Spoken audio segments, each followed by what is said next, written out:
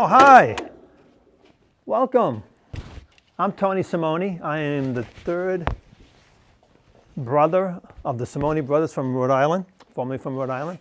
And I'm glad you can join me today, Guildsmen, because I have a couple of comments I'd like to make to you as we look forward into the future of the Fisher Body Craftsmen's Guild reunion. As you know, we have an awful lot to thank for John Jacobus for making that book over a decade ago, telling us about the history of the Fisher Body Craftsmen's Guild. We've had some fantastic reunions. They've been fun. We've met each other for the first time after many of us not really seeing each other for 60 years. And it's been an incredible experience. However, during those reunions and the conversations we've been having, we realized one thing: we're getting older. If you were lucky enough to have won in 1968, the last year the contest actually existed, and you were 13 or 12, you might be in your early 60s. Many of us are in our early 70s, some of them in our 80s, and the reality is, what are we going to do with our model cars? What about the history of the Fisher Body Craftsmen's Guild? From what I know, John created those two wonderful books that chronologize the entire history of the Fisher Body Craftsmen's Guild. We have other places that I know, like the Smithsonian, I believe still has a display about the Fisher Body Craftsmen's Guild. But nowhere else that I know of in the United States tells us the history of the Guild and what you guys did in your younger years and as you went on to your careers. Now, some of us obviously went into car design, went into different parts of the industry. Others did not. But the reality is, the Fisher Body Craftsmen's Guild history needs to be preserved somewhere in the United States. Not necessarily in one place. It could be multiple places. And I have a couple of comments that I want to share with you in a few minutes about that.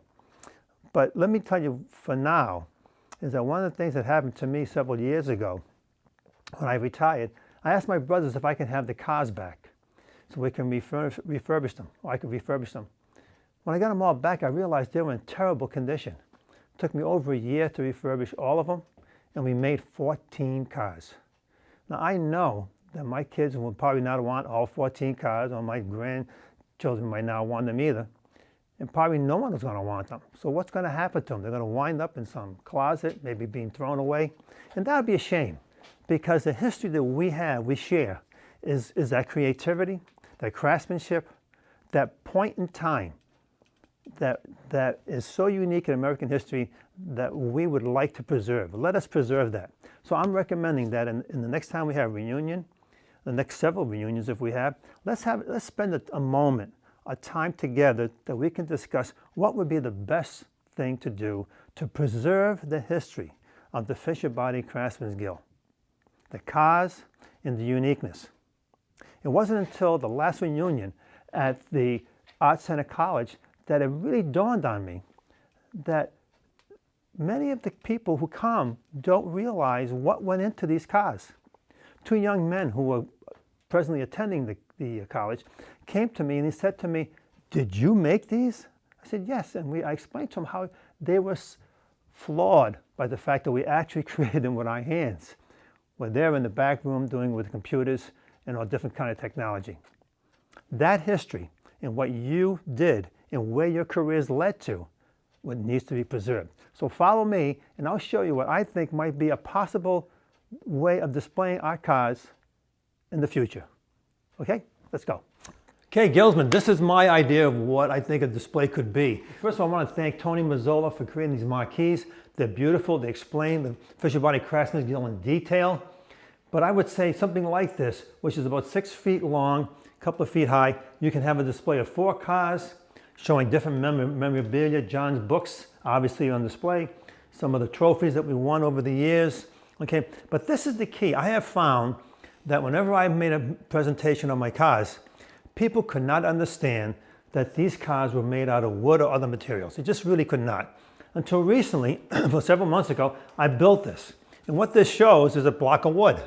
I made a quick design, and on the other side, I rendered it. And basically, I just rough cut it to give people an idea of how it would look.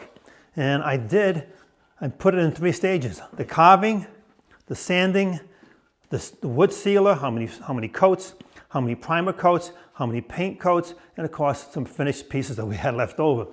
When I showed people this, and then they saw the cars, then they realized just how incredible our history is. We need to preserve this. So my idea is to find 6 places around the United States, small museums, places that might want to have our cars, donate our cars, donate the whole thing. It won't be that much of an expense. Say, we can set you up, but we need to preserve the history. Because if we don't preserve the history pretty soon, there won't be many of us around to talk about it.